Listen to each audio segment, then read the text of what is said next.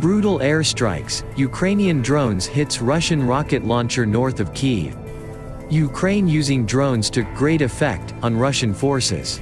The Pentagon has been providing daily updates on the Russian invasion of Ukraine and Ukraine's efforts to resist. Russian military planes are flying an average of 200 sorties per day, compared to only about 10 per day flown by Ukraine, according to the official.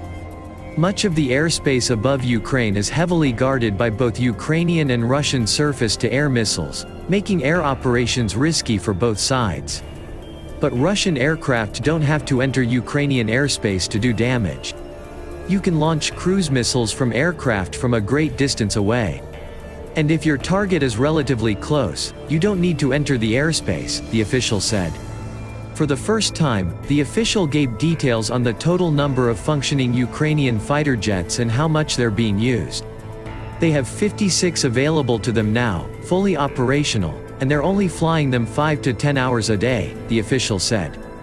Noting Russia's vast umbrella of anti-aircraft capability over Ukraine and its larger air force, the official repeated some of the arguments we heard from the Pentagon earlier this week about the relative ineffectiveness of sending more aircraft to Ukraine. It makes little sense to us that additional fixed-wing aircraft is going to have somehow solve all these problems.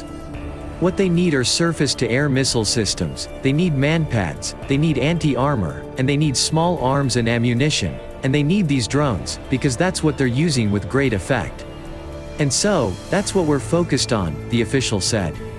Ukrainian forces are making terrific use of drones, especially against Russian ground movements, according to the official. The drones can be also used both for reconnaissance and surveillance. They're trained on how to use them, they can fly below radar coverage by the Russians, the official said. They are also much cheaper than fighter aircraft, and being unmanned, don't risk pilots being killed or captured. The official said that despite claims from China and Russia, the US is not helping Ukraine create or use any chemical or biological weapons. This is bio-research with regard to two things. 1.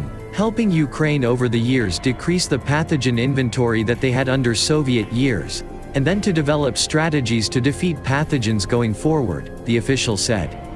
It's scientific research, it's not bioweapons capabilities.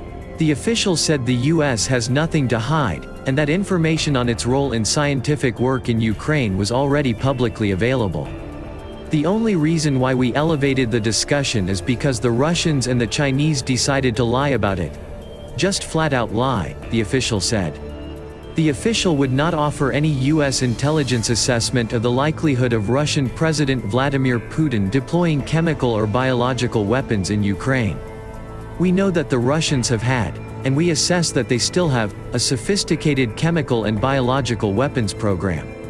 I'm not going to talk about intelligence assessments about what they may do with that program or what, if any, designs they might have on Ukraine in that regard, the official said.